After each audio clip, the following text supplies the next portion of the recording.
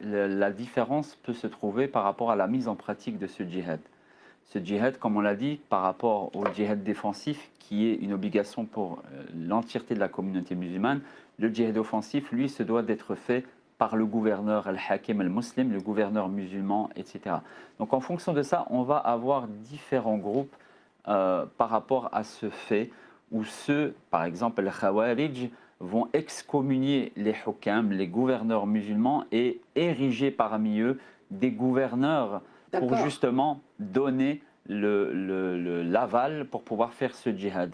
D'où le fait, par exemple, pour ne citer que Oussama Ben Laden Oui. ou Abu Bakr al-Baghdadi, etc., qui étaient véritablement les porte-étendards du Oui. djihad offensif et défensif également. Par contre, on a d'autres groupes comme As-Salafi, le salafisme, un peu plus quiétiste, comme on Oui. dit, dans le milieu.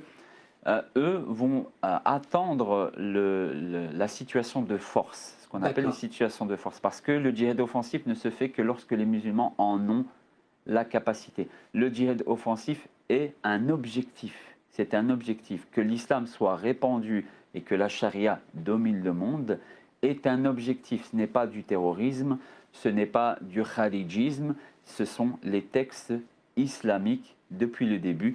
Et on va continuer par rapport à cela. On avait cité donc le verset de donner al-jizya, de donner cet impôt, wahum saghirun, tout en étant humilié. Ici, on va prendre ce hadith, le hadith de Ibn Omar, donc Ibn Omar qui rapporte, Qala Rasulullah, il dit que le messager d'Allah a dit, Umirtu an uqatil an-nas hatta yashhadu an la ilaha illallah wa anna Muhammadan Rasulullah. Donc Il c'est m'a été c'est ordonné, une conversion forcée là. il m'a été ordonné, Umirtu, qui a ordonné? C'est Allah qui a ordonné au prophète D'accord. de combattre les gens. Et ici, ce hatta, c'est pour al-ghaya, c'est le but. Oui. Dans quel but ils les combattent? Jusqu'à ce qu'ils attestent de l'unicité d'Allah, que Allah est le seul qui mérite l'adoration et que Mohammed est son messager. Wa yuqimu s-salat, qu'il pratique la prière. Wa yu'tu z-zakat, qu'il donne la zakat.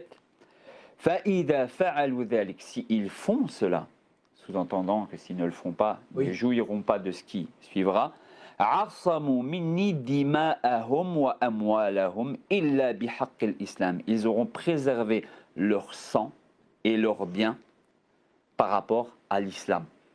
وحسابهم على الله. Et leur jugement appartiendra à Dieu. Adieu. Donc on voit que ce qui rend le sang d'une personne protégé, ici, c'est véritablement l'acceptation de l'islam. En dehors de cela, il y a une lutte constante avec les mécréants, même s'ils ne nous attaquent pas, il y a une lutte pour pouvoir étendre le territoire. Il y a également ce hadith Incroyable.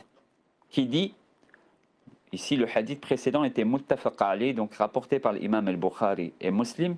Ici c'est un hadith que l'imam Ibn Baz rapporte et qui est également authentique. Bu'ithtu bis-sayf bayna yaday as-sa'a hatta yu'bad Allah wahda la sharika lah. J'ai été envoyé, nous dit Mohammed, Oui. très proche de l'heure du jour de la résurrection, bis-sayf, avec Avec l'épée. l'épée. Quelle est la raison? Hatta al-ghaya, le but, jusqu'à ce que Allah soit adoré sans aucun associé. Wa ju'ila rizqi tahta dhilli rumhi. Et ma subsistance a été placée sous l'ombre des lances, Waouh. sous l'ombre du combat. Waouh. Wa ju'ila adh-dhill was-saghar ala man khalafa amri.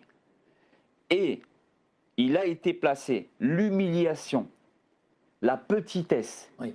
Wahum saghirun, ce verset que nous avons vu dans Surat At-Tawbah, verset Oui. 28, tout en étant humilié, l'humiliation envers toute personne qui contredit mes ordres. Wa man tashabbaha biqawmin fahuwa minhum, celui qui ressemble à un peuple en fait partie. Et on retrouve également ce hadith mentionné dans Majmu' al-Fatawa de Cheikh Abdelaziz bin Baz. Donc on voit très clairement que le djihad offensif a des fondements aussi bien dans le Coran que dans la tradition, et que ce n'est pas un wahm, ce n'est pas une illusion. Le djihad n'est pas que défensif. Donc on voit qu'il y a un commandement qui est clair en tout cas. Il y a un commandement qui est clair. institué, qui est établi.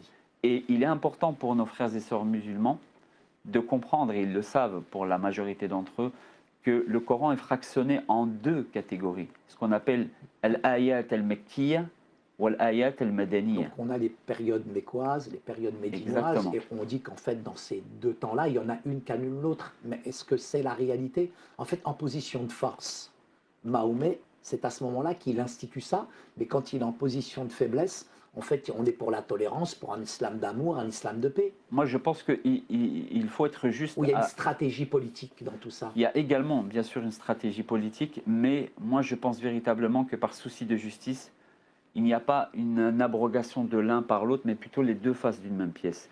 Lorsque les D'accord. musulmans Ah, c'est sont en intéressant. situation de faiblesse, Oui. ils sont dans le contexte d'un djihad défensif, D'accord.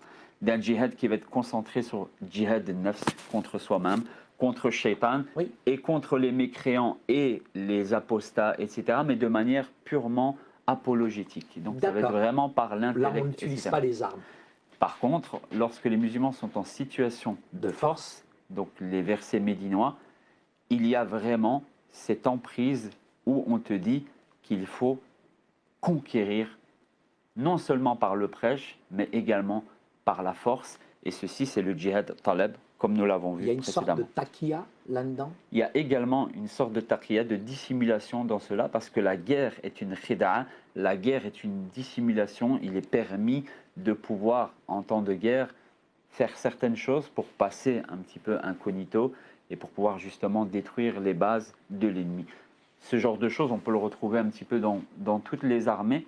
La problématique, c'est que l'islam se veut être une religion qui n'est uniquement que dans le djihad défensif. Et pour